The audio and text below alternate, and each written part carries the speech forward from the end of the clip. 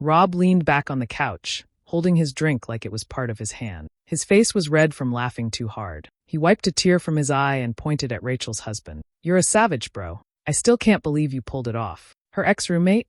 "Damn," Rob said, shaking his head with a grin. Dave let out a loud snort and raised his beer. "To dumb wives and smarter men," he said, taking a long sip. "You've been sneaking around for months, and she has no clue. It's actually impressive." Rachel's husband laughed again, leaning forward to pour himself another drink. "I told you, man. She's too stupid to notice. I can lie straight to her face, and she believes every word." The guys cracked up. Rob slapped the table and added, "She's like a golden retriever. Sweet, loyal, dumb as hell." Dave nodded. "You've got the perfect setup, man. A hot side chick, and a wife who thinks the sun shines out of your ass." They all laughed again, the kind of laughter that comes from feeling untouchable. None of them noticed Rachel standing in the hallway. None of them cared who might hear. But she did. Rachel lay in bed staring at the ceiling. Her husband was snoring softly beside her, drunk and unaware. Her phone was still in her hand. The recording was saved. Her mind wasn't in the present anymore. It had already begun to drift backward, pulling her into the past. She remembered when they first met. He was charming, funny, and made her feel seen. They would stay up late talking for hours, making each other laugh. He said she was smart, kind, and different from anyone he'd ever met. Back then, she believed every word. He had big dreams, and she wanted to help him reach them. She worked 2 jobs while he was in grad school. Long shifts, tired feet, barely enough sleep. She told herself it would all be worth it. He promised that once he graduated, they'd build a good life together. She cooked, cleaned, paid the bills, and kept them afloat. He studied, partied now and then, and always said thank you. She believed that meant something. One night, she introduced him to her old roommate, Lisa. They had lived together after college. Lisa came over for dinner and brought wine. The 3 of them laughed and told stories from the past. He said Lisa was funny and bold. Rachel didn't think much of it. She trusted him. She trusted Lisa. They were both part of her world. As time passed, things started to feel different. He stayed out late more often. He'd say it was a guys-only weekend or that he needed space. She would ask simple questions like, "Where are you going?" Or, "Will you be back late?" He'd smile and say, "Why are you being so controlling?" Sometimes his phone would buzz late at night. He'd flip it over quickly and say it was work or one of the guys. When she asked again, he'd get annoyed. She didn't want to fight, so she let it go. She told herself he was just tired, stressed, or going through something. She blamed herself for being too sensitive. After all, he always kissed her goodnight. He still called her babe and said he loved her. She clung to those small signs like they meant everything. His friends were always polite, but there was something off. They'd joke about women needing to know their place, or call someone's girlfriend a ball and chain. Rachel would laugh awkwardly and try to change the subject. Sometimes she'd say, "That's not funny," and they'd just shrug it off. Her husband never said anything to stop them. He just laughed along. Now, lying in the dark, Rachel saw it all clearly. The red flags she had ignored. The small moments that didn't feel right. The way she gave and gave while he took and took. She had loved him fully, without holding back. But he had used her trust like it meant nothing. Her chest felt heavy. She wasn't angry yet. Not fully. She was hurt. But under the hurt, something colder was beginning to grow. She wasn't going to scream or cry. She wouldn't confront him with just words. That would be useless. He would lie again. He would twist things and make her feel crazy. No, she needed more. Rachel picked up her phone again and created a new folder. She named it something simple, just one word. Then she opened a notes app and wrote, "Start collecting proof." She would wait. She would act normal. She would smile and kiss him good morning. But every day from now on, she would be watching. Quiet, careful, focused. He had no idea what was coming. The laptop leaned back on the couch that morning, holding his drink. The password hadn't been changed. The shared Apple was red from laughing too hard. That was the first wiped a tear from his eye. Inside were texts, Rachel's photos, emails, You're and a savage, bro. Notes. I still can't believe you pulled it off. The messages told the story. Her ex-roommate? Damn. Long, hidden Rob chats said, with the woman shaking his head with part of home life. Dave let out a loud snort without shame. They planned dumb wives and smarter men, he said. They joked about getting away with it. You've been sneaking around for months, some too painful to look at twice. It's actually impressive. Group chats with close Rachel's husband laughed again. All of them knew, leaning forward to not only knew but helped drink. "We got you I if told she you, asks," man. One She's too stupid to notice. Another laughed. "I can lie straight to her face stuff and she believes every word." Screenshots were saved up. One after the Rob other. Slapped the table. The lies weren't hidden well. She's like a golden buried retriever. Beneath carelessness. Sweet, loyal. The calendar showed fake Dave nodded and made up gym You've got the perfect setup, man. All timed perfectly. A hot side chick be gone. And a wife who thinks every lie the sun shines out of your ass. Every excuse. They all laughed again. It was all the kind of laughter that comes. A decision was made that day. None of them noticed Rachel standing in the hallway. Something more solid. None of them cared who might something hear. Undeniable. But she did. Two small Rachel lay in bed staring at the ceiling. One above the bookshelf, snoring softly beside her. One tucked into the corner of the bedroom shelf. Her phone was still in her hand. No one would notice. The recording was saved. No sound. Mind wasn't in the present. Work hours became the test. It had already begun to drift backward. The camera feed was pulling her into the past. And it didn't remember when they first met. First visit. He was charming. She came in with funny, a key and made herself comfortable. They would stay up late talking for hours, then left like nothing happened. The time matched smart, kind, and different from anyone he'd ever met. Second visit, she believed every word. This time, she brought wine, and she wanted to help him reach them. Stayed even longer. She worked 2 jobs while he was in grad school. Everything recorded. Long shift. A folder was created barely enough sleep. It was named herself it would all be worth it. Something promised that once he graduated, they'd build a good life together. Inside, the pieces started to grow. She cooked, cleaned, messages, paid the bills, screenshots, and kept calendar entries, and now video studied, clips. Partied now and every day. The mask always said thank you. Smiles she at believed breakfast. That meant something. Calm text one night. The day. She introduced kind him words to her old roommate Lisa. No questions. They had lived together after college. Just silence. Lisa came over for dinner. This wasn't about sadness anymore. The 3 of them laughed. It was about and told stories from the past. About being ready. He said about having every card in hand. Rachel didn't think much of it. There would be no guessing. No room for lies.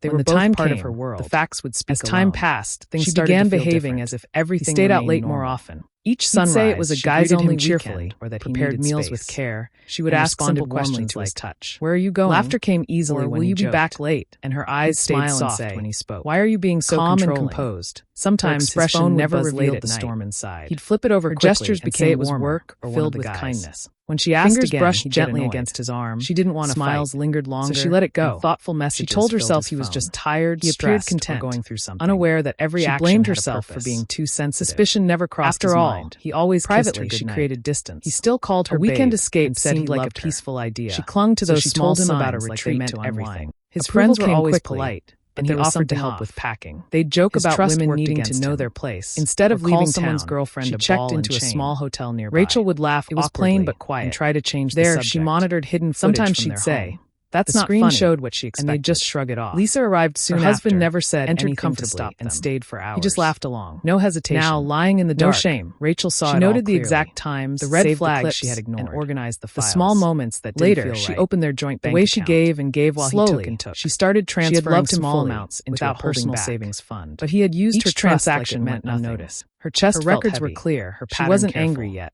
No alert was triggered. She was safety now had a name, but under the hurt, something colder was beginning to grow. Not for she wasn't going to scream or cry, but to strengthen herself. She wouldn't confront him with just during words. Sessions. She spoke about broken trust. He would lie again. Weight, and he would twist things and make her feel crazy. The therapist listened, offering no judgment. She needed more. Her voice Rachel picked up her phone again every visit and created a new confidence folder. Replaced sorrow. She named it something legal simple. Help was next. Just one word. She searched for someone. She opened a notes app and wrote.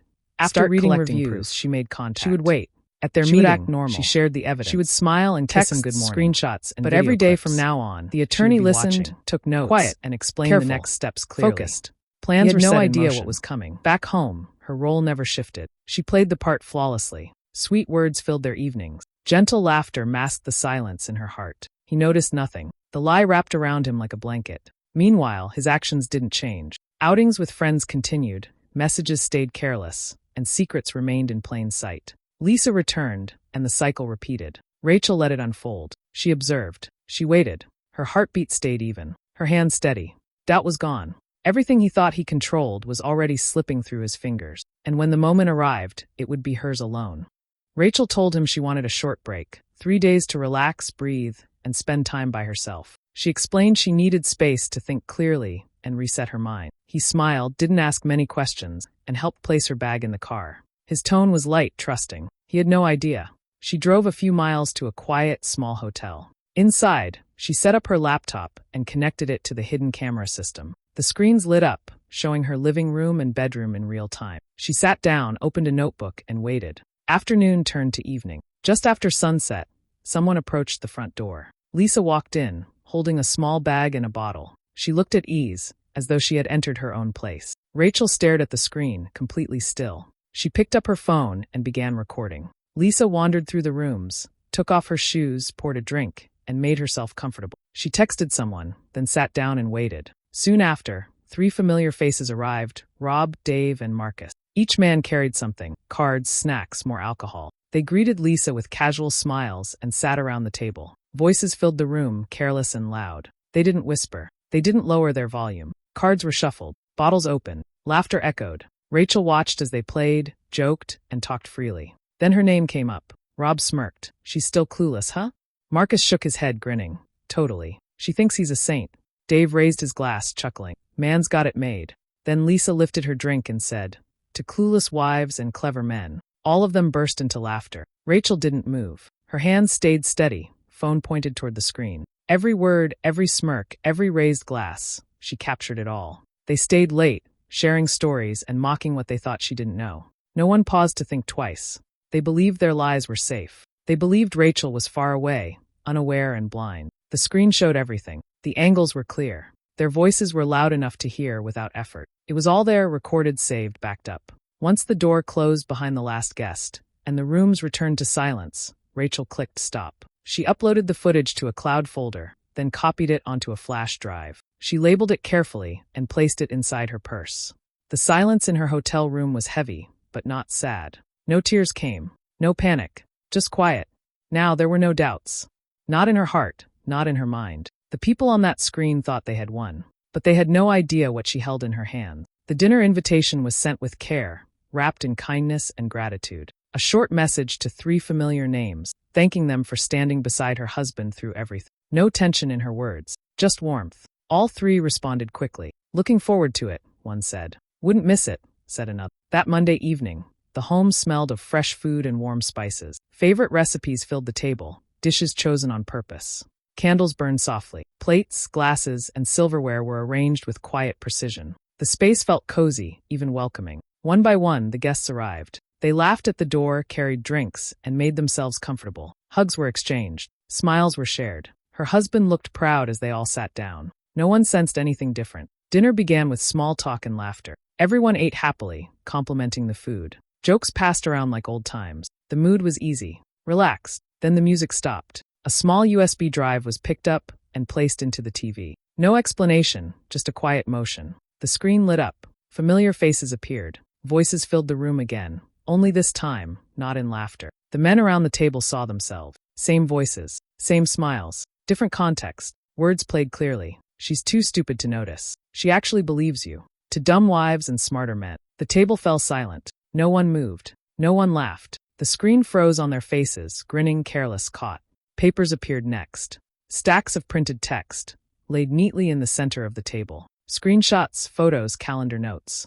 Every detail accounted for. Their names on every page. Then came 4 envelopes. Sealed. Clean. Placed slowly in front of each guest. No questions were asked. No words were said.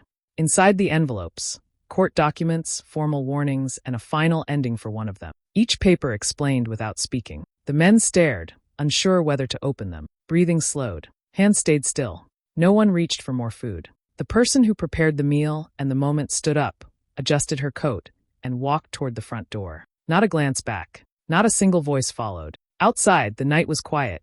Inside, the silence remained. A few days passed.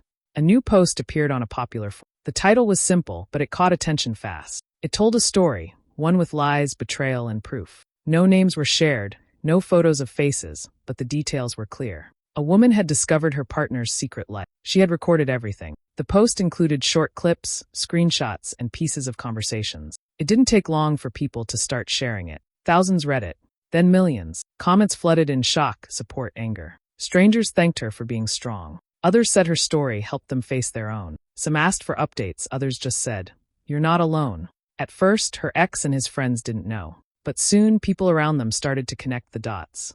Messages started flying between coworkers, neighbors, and partners. Some of the men's faces had been blurred, but their voices hadn't. Their words were easy to recognize. One lost his job after his boss read the post. The company didn't want someone like that representing them. Another came home to find his girlfriend gone and his clothes in trash bags by the door. Texts from partners stopped. Calls went unanswered. The same people who once laughed in secret were now silent, alone, and exposed. Lisa wasn't spared. Her fiancé found out from a friend. He read the post, then watched the clips.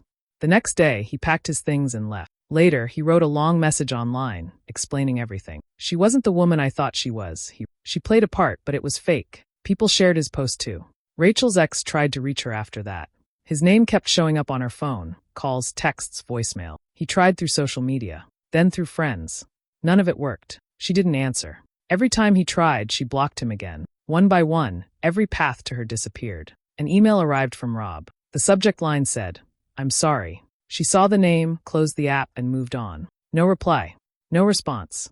Not even curiosity. That chapter had ended. The apartment she once shared with her husband no longer felt like home. The air there was heavy, filled with memories she didn't want. She packed slowly, taking only what mattered. Clothes, books, photos, the things that felt like hers. No need to rush. She already had a place waiting. The new home was small but peaceful. The walls were light, the windows wide. She didn't hang up anything yet, just boxes and quiet.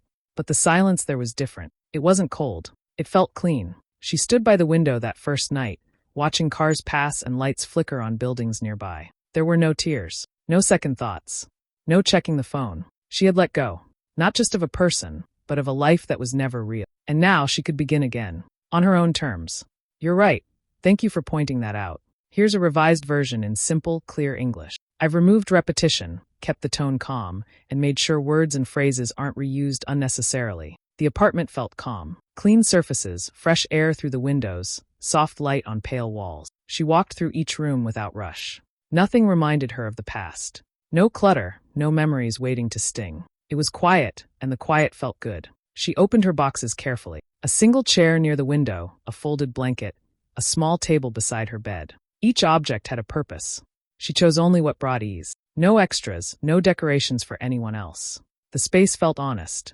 Old items stayed behind. She brought only essentials, a few favorite clothes, a worn book, one photograph from childhood. Her camera, long untouched, rested gently on a shelf. These pieces weren't just things. They were parts of her that still felt true. One morning, she picked up the camera. Her fingers moved over the buttons with ease. Outside, she walked without a goal. Her eyes noticed simple moments. A cat on a porch, wind moving tall grass, a single shoe by a bench. She didn't need perfection. She just wanted to see clearly again. Back at home, she reached for a notebook. Pages opened beneath her hand. She began writing quietly, without force. A sentence here, a thought there. It didn't have to sound clever. It only needed to be honest. As the pen moved, something inside began to soften. Her keyboard sat near the balcony door. Dust brushed away, keys pressed gently. She played a few notes, then let a tune unfold. No sheet music, no plan. Just sound filling the still air. She hummed along, letting her voice return without fear. In the early hours, she drank tea on the balcony, watched clouds pass, listened to leaves brush against stone. No questions filled her head. No demands tugged at her mind. These moments became her peace. Books rested on her nightstand. She read slowly, letting stories settle. Some pages made her think, others helped her rest. No rush to finish. No need to prove anything. Each story reminded her of quiet strength. Evenings came gently. She wrote again, small entries, soft work. Some pages stayed blank. That was fine. Nothing forced. Only what felt real. The days no longer blurred together. Each one held small changes. People noticed her absence, but she didn't explain. Her silence wasn't cold. It was chosen. She had no need to return to noise. Her world moved forward, shaped by steady choices. The life she created didn't need display. It brought clarity. She rested without guilt, laughed without waiting, sat still without fear. No longer tied to anyone else's rules, she felt whole on her own. In that space, healing happened, quietly, without show, without permission. Just one peaceful day, then another. And that was enough. He wrote after many weeks. A long message appeared in her inbox. His name sat there, still familiar but empty now. She waited before opening it. She already guessed what it might say. The first line tried to sound sorry. He said he made mistakes. He wrote that she had always been kind, patient, better than he deserved. His words felt slow, full of excuses dressed as regret. He didn't take full blame. Instead, he explained. His choices weren't really his, he claimed. The people around him had influenced everything. The nights out, the cruel laughter, even the lies. He named them one by one. He spoke of confusion, of weakness. He said he didn't mean to hurt her. He missed how things used to be. He called their home peaceful. He remembered her cooking, her support, her laugh. Each memory sounded like a plea. He asked if there was still a chance to fix things, to talk, to understand. She read every line once, then read again slowly. The words tried to sound deep, but they didn't carry truth. Not anymore. What had been broken couldn't be patched with sentences sent too late. She didn't feel hate, just distance. Like watching someone talk behind glass, loud but unable to reach her. She opened a blank page and began typing. She replied with clarity, not anger. Line by line, she told him what silence had taught her. That love doesn't survive in shadows. That real care never comes with cruelty. She explained how betrayal speaks louder than apologies, how laughter behind someone's back never fades. But after writing, she paused. The message didn't need to be sent. He wasn't the one who needed her truth. Not anymore. Instead, she opened her blog. There, she copied parts of his email, the words he used to explain himself. She didn't add names or details that could cause harm. She simply let the sentences speak. Below them, she shared her own note. When someone tells you you're foolish for trusting them, believe them the first time. The post ended there. No extra emotion. Just facts. After it went live, responses arrived from all sides. Messages of understanding. Short notes filled with strength. Some shared their own stories. Others wrote just to say, "I see you." She didn't reply to all of them. She didn't need to. The act of sharing felt final. She had chosen honesty over silence, reflection over reaction. Days passed. More messages followed, but her attention moved elsewhere. She had no interest in reopening old wounds. No need to explain the past again. The email stayed in her folder, unopened since that day. It sat there like a forgotten letter, no longer carrying weight. Her days returned to peace. Her focus remained steady. The past had spoken its last words. She had written her own. And that was enough. Rachel's blog turns into a memoir, Stupid Until I Wasn't. The title sits bold on the cover, plain but strong. No fancy design, no soft colors, just words that say exactly what she means. The book takes off quickly. People everywhere start reading it. Libraries request copies. Bookstores place it near the front. Women of all ages find something inside that feels familiar. Some finish it in one sitting. Others keep it by their beds. Teachers talk about it. Book clubs choose it. Her story travels far, without her ever leaving town. On release day, her phone lights up. A short message appears from him. "So this is how it ends." She reads it once. Says nothing. Deletes it. His voice no longer matters. He had his chance to speak. She used hers better. At a small cafe near her new place, she sits by the window. Morning sun warms her hands as they rest on her laptop. Her drink cools beside her, untouched. She's watching the numbers climb, thousands reading, more every minute. Her name is on every page, but her words belong to anyone who needs them now. Outside, people pass. Inside, she feels calm. No tension in her shoulders. No fear in her chest. Only stillness.